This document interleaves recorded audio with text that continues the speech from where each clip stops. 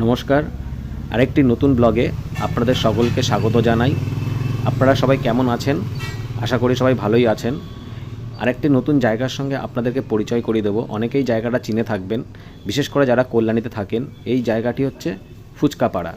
এই জায়গাটিতে এখন অনেক লোকজন আসেন এবং এসে সময় কাটান বন্ধুবান্ধব পরিবার নিয়ে। সকলের ভালো লাগবে। এখন আমরা চলে এসেছি গঙ্গার পাড়ে।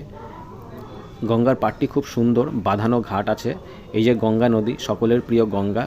এখানে আপনারা আসতে পারেন, এসে কিছু সময় বিকেলবেলা এসে কাটাতে পারেন। এই যে নৌকাগুলো দেখতে পাচ্ছেন, এই নৌকায় করে আপনি বন্ধু বান্ধব পরিবার অথবা কোনো ভালোবাসার মানুষকে নিয়ে এই নৌকা বিহার করতে পারেন। এদের কোনো ফিক্সড প্রাইস নেই, আপনাদেরকে এই নৌকার মালিকের সঙ্গে কথা বলে রেটটা ফিক্স করে নিতে হবে।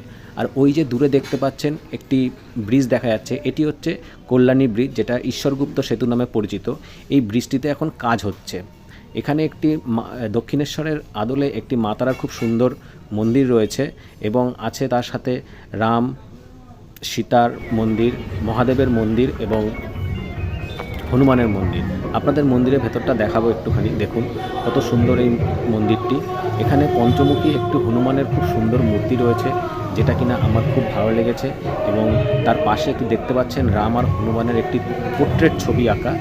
দেখুন এখানে রয়েছেন রাম, সীতা এবং লক্ষ্মণ। তার পেছনে রয়েছে বাবা মহাদেব এবং মাতা পার্বতী।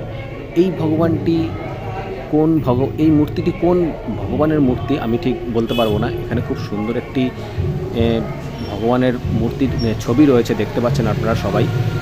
তারপরেই এই যে দেখুন, এটা হচ্ছে বাবা মহাদেবের মন্দির, যেখানে কিনা আমরা 3 বন্ধু মিলে বেশ কিছুটা সময় কাটিয়েছিলাম এবং খুব ভালো লাগছিল। মন্দিরের ভেতরে ভগবানের গান চলছিল, যে গানগুলো শুনতেও খুব ভালো লাগছিল। আর এই যে এইখানটায় এসে আপনারা ধূপকাঠি মোমবাতি জ্বালাতে পারেন। তারপরেই আমরা এখান থেকে চলে গেছিলাম ফুচকা খেতে। এই দাদা এখানে খুব ভালোই ফুচকা বানায়। এখানে বিভিন্ন রকমের ফুচকা পাওয়া যায়, দই ফুচকা, চাটনি ফুচকা এবং আরও অনেক রকমের ফুচকা পাওয়া যায়। এই দাদা ফুচকাটা বেশ ভালো বানায়। আপনারা যদি কোনো দিন যান তাহলে এই দাদার ফুচকা অবশ্যই আপনারা খেয়ে দেখবেন। আশা করব আপনাদের সবার ভালো লাগবে। আর কারা কারা এই ফুচকাপাড়ায় গেছেন সেটা একটু প্লিজ কমেন্ট বক্সে জানাবেন। এখানে বিভিন্ন রকম দোকান আছে, চায়ের দোকান, চপের দোকান, পাপড়ি চাটের দোকান, খেলনার দোকান এবং সবথেকে পপুলার যেটা ফুচকার দোকান।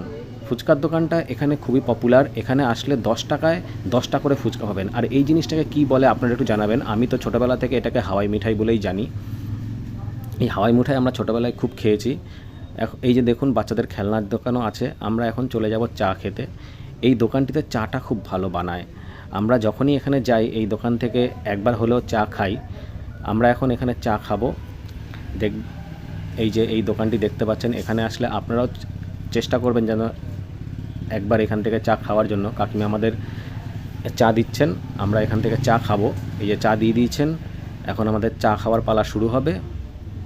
চা নিয়ে এক জায়গায় বসে এখন চাটা খাবো। আর এই যে দেখুন আমরা যখন গেছি তারপরে প্রায় অন্ধকার হয়েই গেছে। আর অন্ধকারের মধ্যে দেখুন গঙ্গা কত সুন্দর। গঙ্গার ওপরে যে লাইটগুলো জ্বলছে সেই লাইটগুলো কত সুন্দর লাগছে দেখতে, অপূর্ব সুন্দর লাগছে এই গঙ্গাটি। এখন ধীরে ধীরে আমরা এখান থেকে বাড়ির দিকে রওনা দেবো। এখানেই ব্লগটি শেষ করছি। আপনারা সবাই ভালো থাকবেন, সুস্থ থাকবেন। দেখা হবে আরেকটা নতুন ব্লগে। নমস্কার, টাটা।